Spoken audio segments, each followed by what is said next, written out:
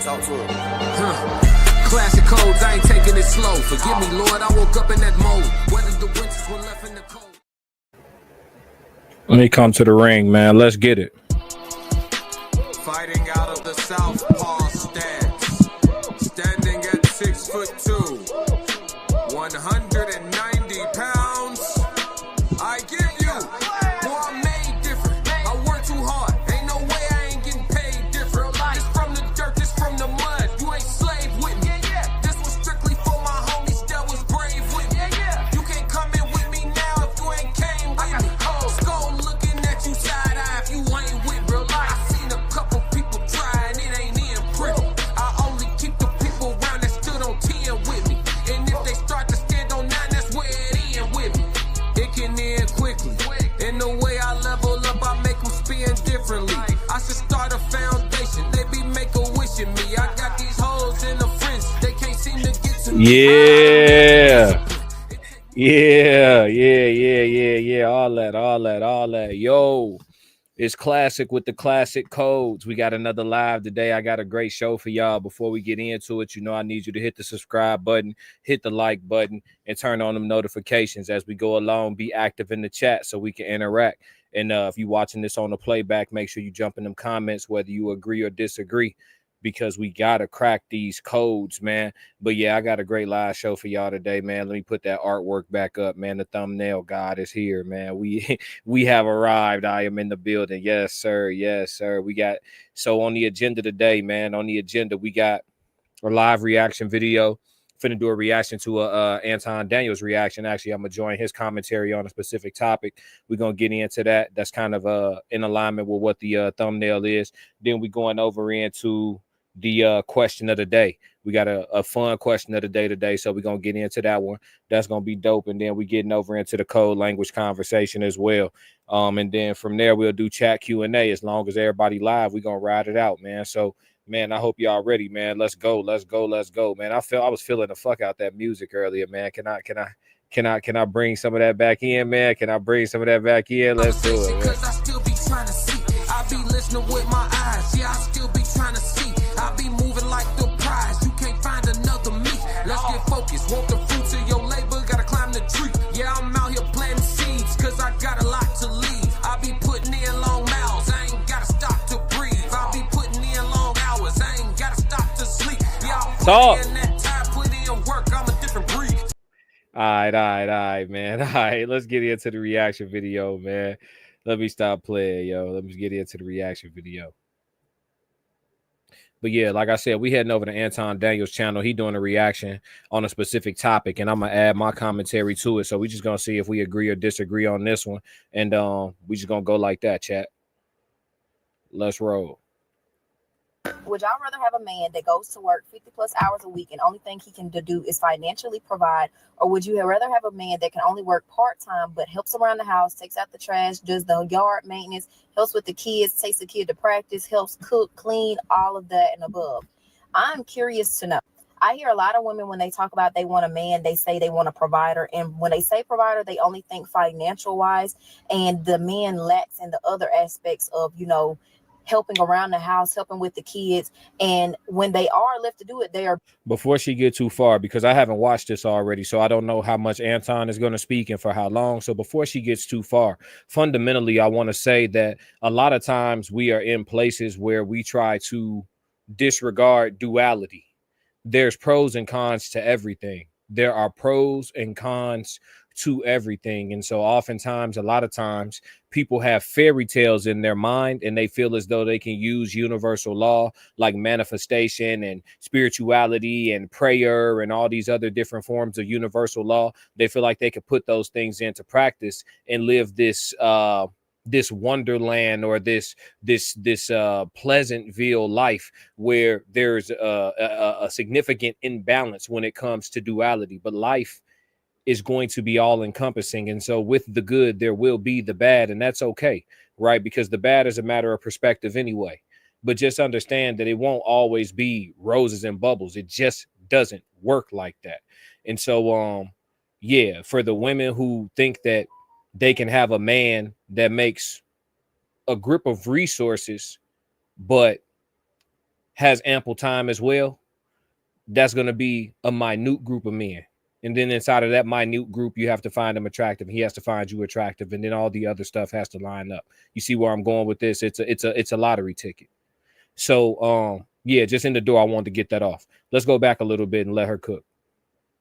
Think he can do is financially provide, or would you rather have a man that can only work part-time but helps around the house, takes out the trash, does the yard maintenance, helps with the kids, takes the kid to practice, helps cook, clean, all of that and above? I'm curious to know. I hear a lot of women when they talk about they want a man, they say they want a provider, and when they say provider, they only think financial wise, and the man lacks in the other aspects of, you know, helping around the house, helping with the kids. And when they are left to do it, they are being told the things that they need to get done. Me personally, I'm going to take a man that can literally financially provide and help around the house. And if you only work 32 hours a week, that's fine, because at this point we are a whole and our money is all combined. So it doesn't even matter how much you make or I make, our money is one. She just sounds like a wife. If she isn't already married, she will be. That's a wife talking. That's a wife talking. And it's not because of the fact that I'm a man and I find what she's saying to be convenient. No, she has a realistic outlook on what practicality in a relationship looks like. With her mentality, her and a man who is currently middle class, she may be middle class herself, who knows? They can come together, plan things out, be intentional, and build. She looks young. She has time, barring any catastrophes. So this is a wife talking. Y'all take notes. 32 hours a week? Oh, wait. Men are working 32 hours a week? Can't be. But when it comes to you helping around the house, all men cannot help around the house. Some men have to be told, take out the trash. Some men have to be told, I need you to help me with the kids. Some men have to be told the things that you need them to do. Rather, you having a man that knows I need to do this, or this is what my wife is expecting from me. I take that over a man that can only provide. This sounds like a conversation that we have to have on after hours, because I don't know any man that works less than 50 hours a week. And that could be 40 hours at his regular job, depending on what his overtime is like. And then he may spend another 10, 15, 20 hours a week nurturing his business or going to school, or he may be doing some combination of both if he's going to school online or something like that. But she's saying that she wants a hybrid. And I think that there's a third option here. The first option, as indicated right here, says, would you rather have a broke man? Which I'm assuming that's a guy that just does the minimum at work, but then he spends the majority of his time being a partner to the woman that he has children with or he's married to and working around the house. And look, come on, man. Can we stop? There's not enough work around the house other than the fact that maybe the kids are destroying everything because they don't have any home training and they may be really, really small or right before they start to get into school full time. But even the children are supposed to be taught how to clean up after themselves. So what are y'all doing every single day? Because listen, I've been around and I've raised my daughter, and my wife hasn't worked in over 18 years. And being in a space where I was able to work remote for the majority of my corporate career, I didn't see a whole lot that needed to be done around the house. But there's a third option. She says, would you rather have a broke man, a man helping, which is a hybrid, I'm guessing, and then a man that basically is doing everything, and then you taking care of the household? And I think that we're missing something here. And again, I'm weirded out at the idea, first of all, that she's saying that people are working 32 hours. Where y'all get these 32-hour jobs from? Where they at?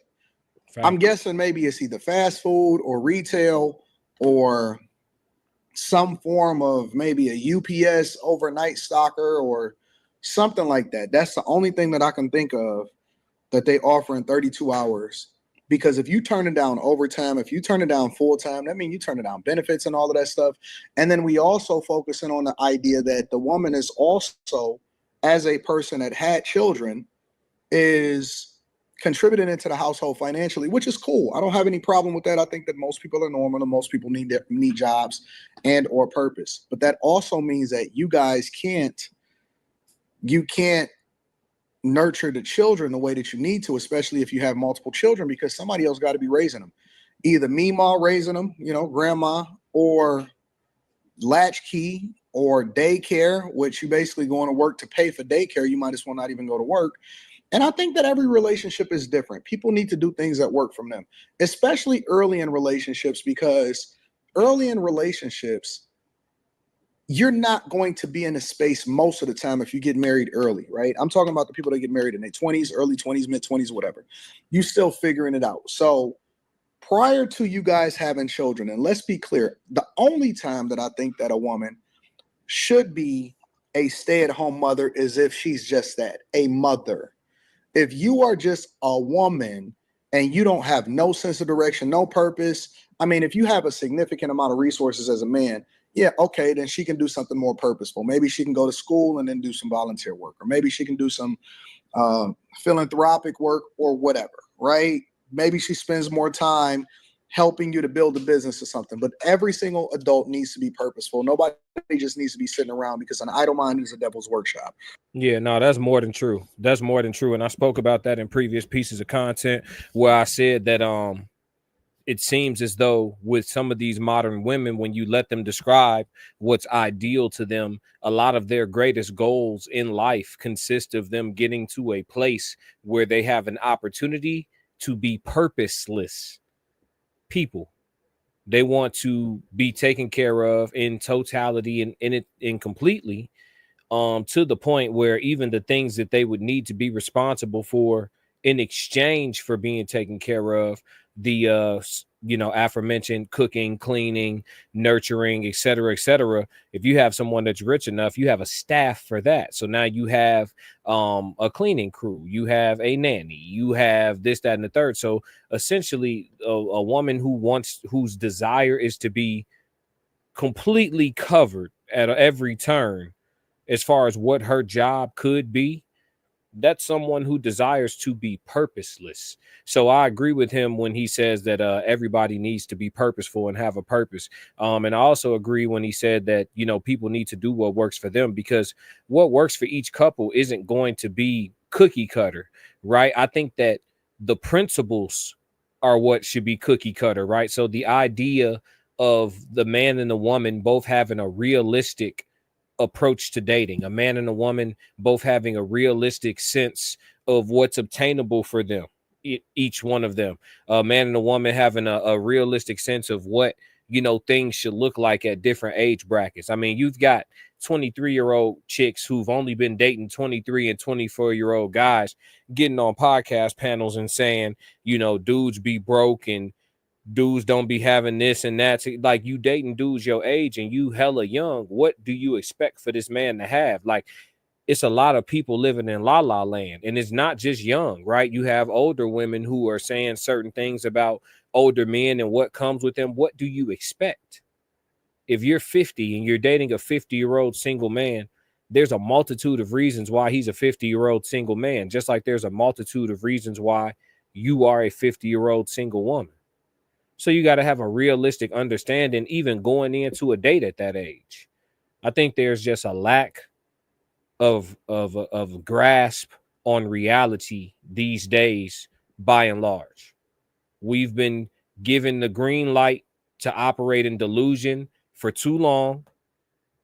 And now that reality is slapping the population of the country upside the head, you're seeing all over social media people's different ways of showing how much they just don't like it. Let's continue. So that goes without saying. You need to either be a mother, but in any case, you need to be purposeful. The other part of the conversation is, I think, when do you get to the point to where, because everybody, just because you want to be, can't be a stay-at-home mother. Sometimes you got to go to work. And so that's why I think that adults need to be more purposeful in planning what you want your life to look like around children if you decide to have them, and stop just having a bunch of kids willy-nilly and thinking that that's the way and that's the play and that's the way that things are supposed to go. Once the children decide that they, or you decide that you want to have children and then place them in school full-time, what does your life look like on a regular basis? You know what I'm saying? Maybe you still a stay-at-home mom if the resources is plentiful. Maybe you work part-time at home. Maybe you focusing on going to school so that you can ultimately have some sort of purpose and maybe not need the money, but it's a nice to have once y'all get to the point to where the kids are out the house. Maybe you use your money so that y'all can put it up for a college fund and or invest it and then start to work on and build a business. But this 32-hour stuff, I ain't never heard of that. I've never in my life heard of a grown man unless he was in school at the same time that he's working. And even then, I think that nowadays, because we have hybrid, remote classes, all of that stuff, online classes, I think that you still should be able to work full time. I think that you go to school part time and then you work full time, unless you are in a advanced degree program, like you starting to become a neurosurgeon, a doctor, some orthopedic, whatever, right? Gynecologist, whatever that looks like. But if you're not in those unique circumstances where you're basically building, you making a sacrifice so that the long-term players that you guys become incredibly successful on what it is that you got going on, then everybody needs to be working. I don't even say 40 hours. I say that every man needs to be working at least 50 hours a week. And then all of the stuff that you do around the house, what? Cut the grass once a week? You better off paying somebody to do that, because they doing that for $40, $45 a cut sometimes, depending on how big your lawn is. Cut the grass once a week. And I mean, some guys enjoy doing that, right? Cut the grass, take out the trash, do a couple repairs here and there, sweep out the garage or something. What else do you want him to do? Oh, you want him to be you. You want him to be a partner. You want him changing diapers. You want him heating up bottles. You know what I'm saying? You want him babysitting. I'm not doing it, fam. I'm not doing it. I will help.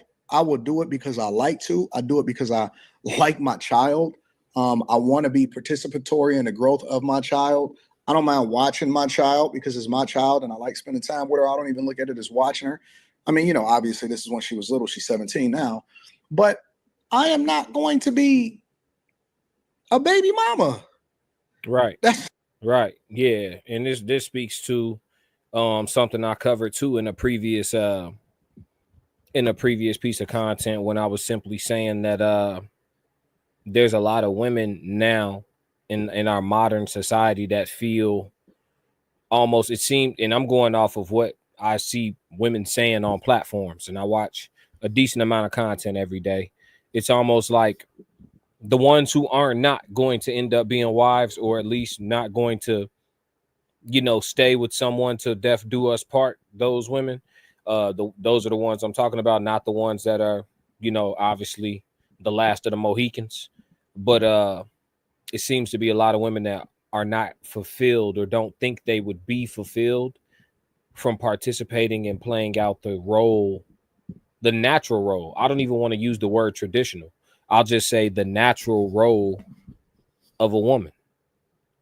And that doesn't necessarily mean washing dishes are a feminine task, or,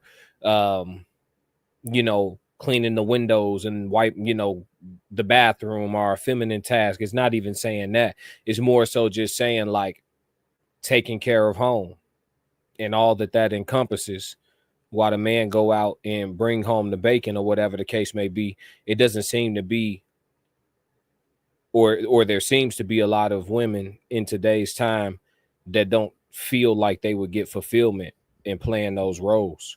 And so that's where they find themselves constantly in and out of relationships and situationships and blaming the market for what's wrong with it, instead of just understanding that in regards to longevity and sustainability, you have no desire to be the woman that a man would want to sign up to do life with. You just don't have a desire to be that. And so you won't have that. You know what I mean? And this whole concept of like, well, there's going to be somebody who's in alignment with what I'm on. No, there are. There's a lot of men that are in alignment with those things. The issue is that oftentimes they often come with characteristics that women generally find to be off-putting or unattractive. And so there becomes the pain point. It's a rock and a hard place when all you got to do to resolve it is just lean back into your femininity with totality, and the men you desire, there'll be one that wants you to. Merch. Let's go.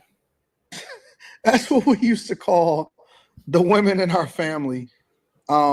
when they would get pregnant, we would call them the baby mama club. And it's not that they was real baby mamas, like they didn't have the fathers or the children in their life, because they did. You know, we didn't believe in divorce or any of that type of stuff.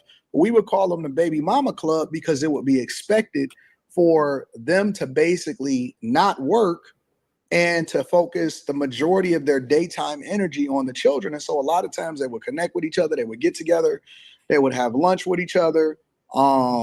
They would go and just do stuff. They would do fun stuff. Sometimes they would even go out of town and you would still be working and grinding and hustling. But we called them the baby mama club because the expectation was for them to spend the majority of their time focusing on adding value into the children.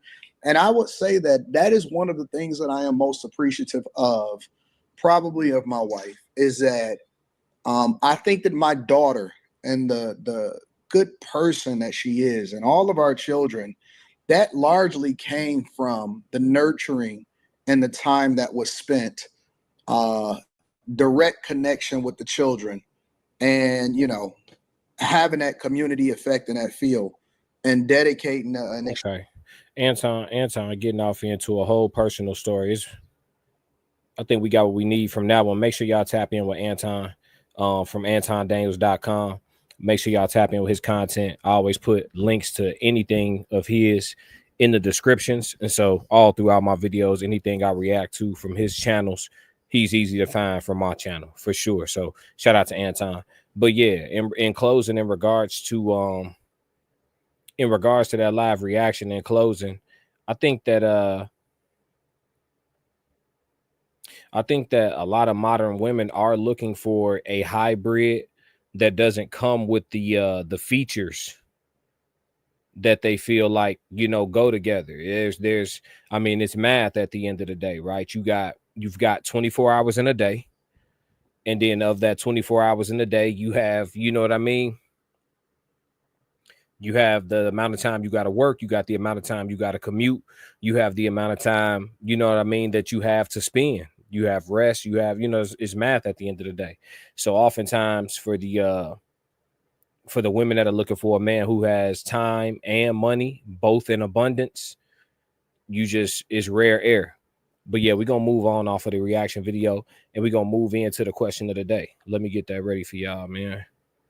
We got a good question of the day. This one going to be fun. A lot of fun. We're going to have straight fun with it.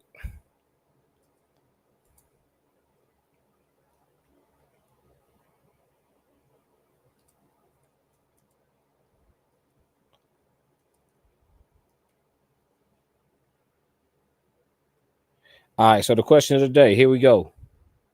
What are your top 5 Black love story films? Top 5 Black love story films. So for me, I'm gonna start with 5 and then I'm gonna work my way through. So Black love story films. I'm gonna go at 5. Y'all gonna think I'm toxic, but at 5, I'm going Baby Boy. I'm going Baby Boy at 5. You got Jody and Yvette. They together. They had their ups and their downs. They young. You know, lacking wisdom, lacking, you know, knowledge, but seeking it, desiring it, ambitious, but just finding their way.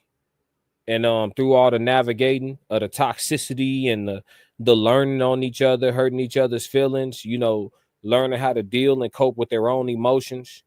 They got to a place by the end of the film where they were able to get married. Jody put a ring on it.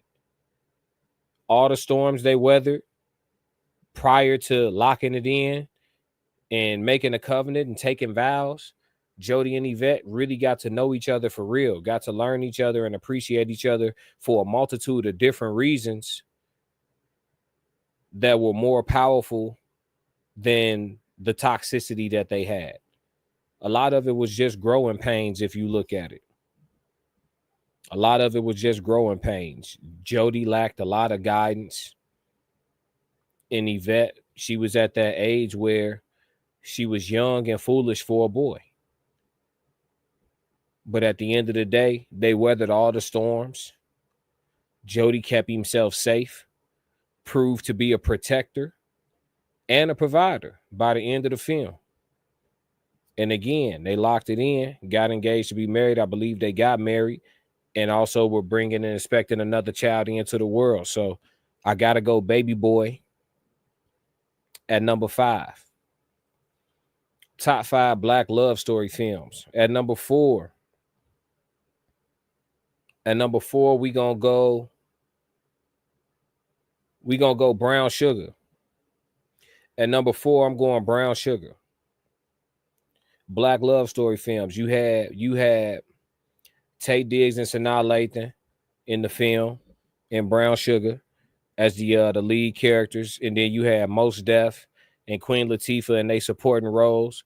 But you already know what it is. They was like best friends coming up. I believe they said in the film, Taye Diggs brought up something about them trying to date at some point when they was in college. Sanaa Lathan really didn't see it that way, or whatever the case may be. They didn't explore it. They didn't go down that avenue. Boom. They stay best friends. They stay locked in. They move into adulthood, become successful in their careers, go their own ways romantically. Taye Diggs had Nicole Ari Parker as his wife. They got married, ended up not working out due to negligence, I believe. There was a situation where they got to a rough patch in their marriage. Nicole Ari Parker seemed she was like a boss lady in the film. Taye Diggs was an ambitious man. He was in an executive role at a record label, decided to go independent. That was going to take a while to drum up resources and become lucrative. Nicole Ari Parker felt like she should have been included on the decision further. Taye Diggs made an executive decision as a man. I believe that was the beginning of the end for that marriage, to be honest with you, in Brown Sugar. But all in all, Taye Diggs and Sanaa Lathan in the movie realized they had a love for each other beyond their friendship. And by the end of the movie, they circled around and actually locked in. And it was just a dope story. It was a dope film. I think it was kind of evil in certain spots because you could tell throughout the movie there was telltale signs before they went too far in their relationships that they were in love with each other, and they still proceeded to waste those people's time because Boris Kodjoe was dating Sanaa Lathan in the film, and you know, they was a real serious thing, and that relationship again ended pretty much for the same thing, some level of negligence and disconnect, you know. And then also the fact that they both were in love with their best friend, respectively. Taye Diggs with Nicole Ari Parker, you know, and then Sanaa Lathan with Boris Kodjoe. They both in love with each other, so it broke their respective relationships up. But you gotta respect it for what it is. The movie was centered around love for hip hop. You know what I mean? Centered in New York. Like, it's just a dope, classic ass film. I might watch one of these tonight after getting off of this live for sure. It's got me in that mood. It makes feel good just to talk about these films. But we going with Brown Sugar at number 4. Number 3, top 5 Black love story films. I'm gonna go with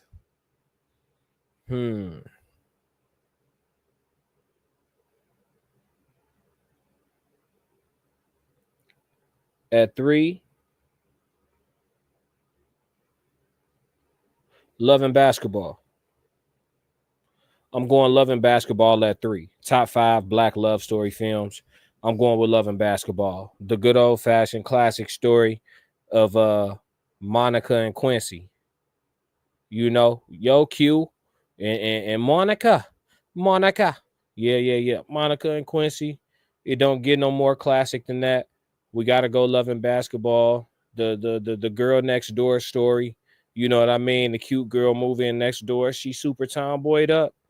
Grow up to be hella cute. Always been in love with you. You know, it's an easy call. You know, Quincy, they say Quincy was a dog. They say Quincy never told her in the whole movie that he loved her. But Quincy I wouldn't even say he was a dog. I would say that he was stoic. You know, men aren't necessarily supposed to be, you know, all men aren't going to be overly expressive vocally. Quincy hugged her, he cuddled her, they rubbed ice on each other, they played games, they cracked jokes. You know, he was her first, and to our knowledge, via the movie, her only. So Q done what he was supposed to do in the end, made a very hard decision to call off his wedding, and ultimately end up marrying and starting a family with Monica. So I don't know how much of a dog Quincy was. I think that Quincy being young and having a lot of access to a lot of females at his fingertips, I think he had to learn to like who like him. Because Monica was cute, but there was plenty of good looking women that wanted Q. So her just being cute wasn't going to necessarily be enough. He had to get mature enough to understand that, you know, that was real love over there. You know what I mean? So at number 3, I'm going with Love and Basketball.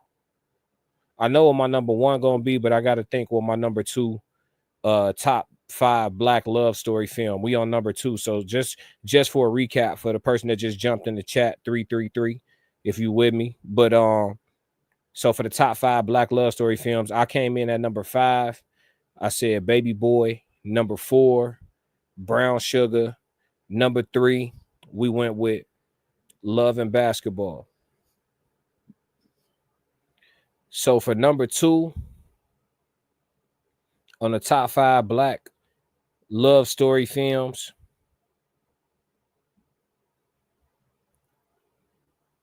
I'm gonna go with Sylvie's Love. Sylvie's Love was that business. I do not like how bro was simped out. You know, I always felt like Sylvie should have went with him when he left initially, but they had to spin the block on each other. It became, I just feel like in Sylvie's Love, and yes, it's a movie, yes, it's a written film, and it has to have its rise and fall in action, but that just means that's why it's number 2. The fact that I got these sentiments at all, right? It made me feel. It's a good film, right? It made me feel, but I just felt like Sylvie should have went with him when he was going out. She should have went with him off rip.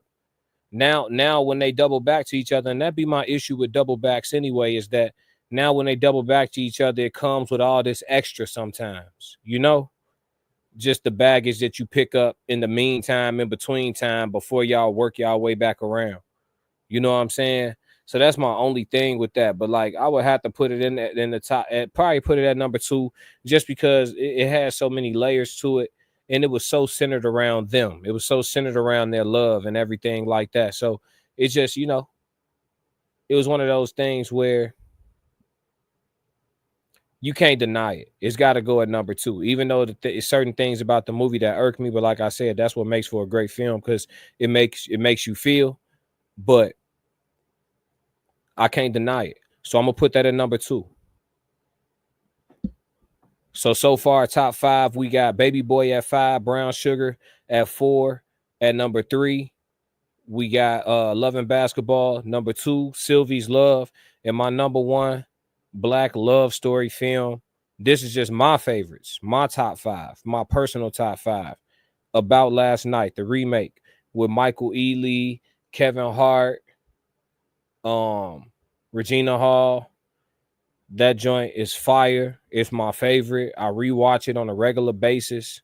It's got humor, it's got emotion, it's got just a real nice balance of a lot of different things. It's got that New York metropolitan feel to it. You know, I love that go-go city vibe in a movie.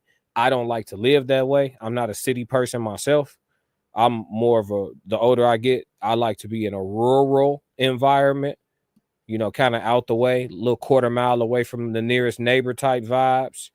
But for films, I love city movies. I love movies that are located downtown and penthouses. Michael Ealy has a dope ass loft in the film. Yeah, I'm with all that. And I just love About Last Night. It's my favorite rewatch as far as black love story films. And again, in that film, another double back. They ain't get it right the first time. And distance made the heart grow fonder, and them folks came back around. Both of them swallowed their pride and decided to take that walk in the park that they need to take to have some important conversation. And, you know, we can presume the way the movie ends that it's a happily ever after. Now, About Last Night with Michael Ealy and Kevin Hart, that one is a remake of the original that had white folks in it, but I like the black remake. You know what I mean? And it would qualify, even though the movie has a very, very mixed cast of people, the 4 main characters are all black, and both couples, the main couples in the film, are black. So yeah, I love it. That's my top 5 for black love story films, and that's my explanation. But yeah, man, drop y'all top 5 in the comments. Let's have some fun with this one. Let's debate. Tell me what y'all didn't like about my top 5. Tell me which movies in my top 5 you absolutely despise. Tell me which movies didn't even belong in the conversation. Let's talk about it. Let's have some fun, y'all. But yeah, we're going to move on, and we're going to move to the code language conversation. Yep. So the code language conversation, we talking about comfort. Comfort. So the concept of comfort, let's first, you know how we do. Let's first look up the definition of the word. Let's go ahead and look up the definition of the word comfort and go from there.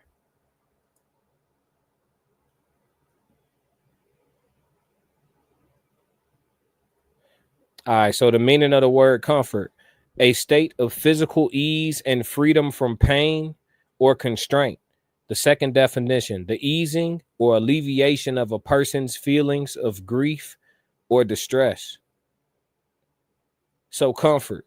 I think a lot of us desire comfort. A lot of people want to feel comfortable as often as possible and be in a comfortable state at the end of the day, right? But what I could say is that though a lot of people have the desire for comfort, at the same time, a lot of us have a desire for growth. And to desire growth and comfort at the same time is oxymoronic.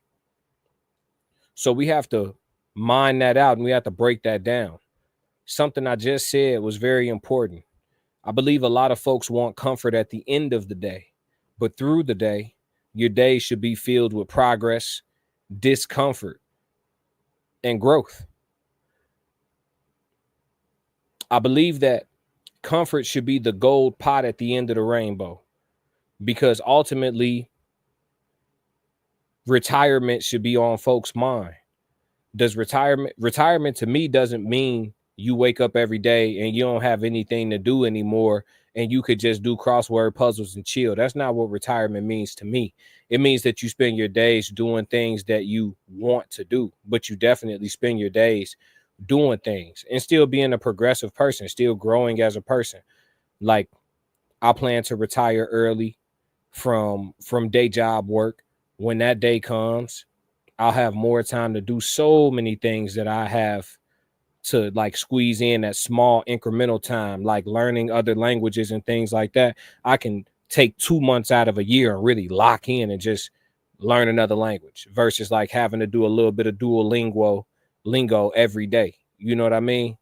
But comfort, I believe, should be the gold pot at the end of the rainbow for folks. But for people to desire comfort on a regular basis and also talk like they want growth and progression always, it's not in alignment with each other. So people who are constantly trying to grow are constantly going to seek things that are going to make them uncomfortable. Growth is hardly ever comfortable. And so with that being said, you know, if you're a person who desires to be too comfortable too often, you'll find yourself at an imbalance when it comes to the growth part of things in life. You'll find yourself not growing the way you want to, but constantly feeling at ease. You know all the main characters and all the Netflix shows.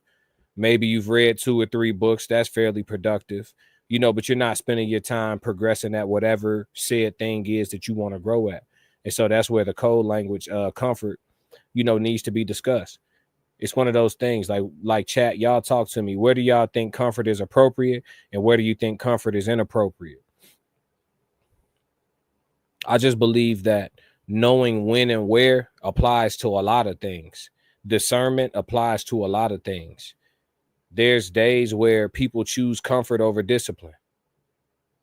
And then the numbers speak to just how many people are making that decision against their own best judgment on a day-to-day basis, choosing comfort over discipline. So comfort is a tricky thing because it's not wrong to desire comfort. It's not wrong to want to be comfortable, but how often and when, you know, is it time to be in a comfortable state? So a lot of times when I speak in the code languages, I'll pose things as questions because these are questions that we should all ask ourselves and find the right answers for us with the path that we're on and at the window in time and the stage that we're at in our individual lives. Because though we're all on the journey and though we'll all experience similar things throughout our journey, it doesn't all mean we at the same steps at the same time.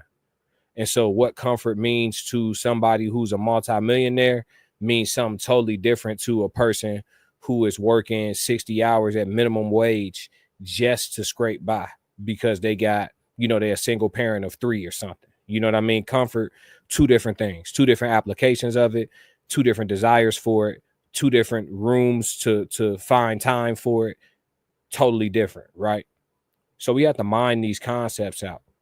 But y'all let me know what y'all think of comfort. I don't want to ramble on that subject too long. I kind of wanted to bring it out as something that we could talk about, just as a subject matter. So as y'all watch this on playback, make sure that y'all drop a comment and let me know what y'all think about comfort and the nuances of it and where it belongs in our lives, when it's appropriate to seek it, when it's appropriate to have it, and when we're doing too much of it.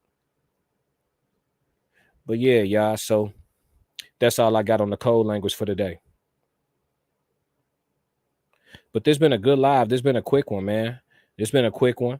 Chat, if y'all don't have no questions for me, we're going to end the live off and we're just going to keep it pushing. I got some other content to knock out as well. So y'all let me know. I'm going to give y'all 1 minute to go. I'm going to go ahead and play some music and we'll see if something populate in the chat, man. But yeah.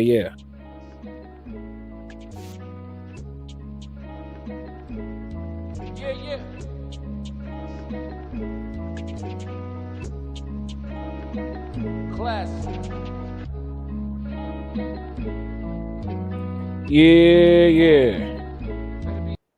Let me cut that off though. I don't want no smoke. I don't want no copyright issues on this one. But yeah, chat, if we ain't got nothing else, man, you know what I need y'all to do, man. Hit the like button, hit the subscribe button, turn on the notifications. All of that adds up to $0.00. And if y'all don't do nothing else for me, stick to the codes, man. Classic codes, I ain't taking it slow. Forgive me, Lord, I woke up in that mode. Weathered the winters when left in the cold.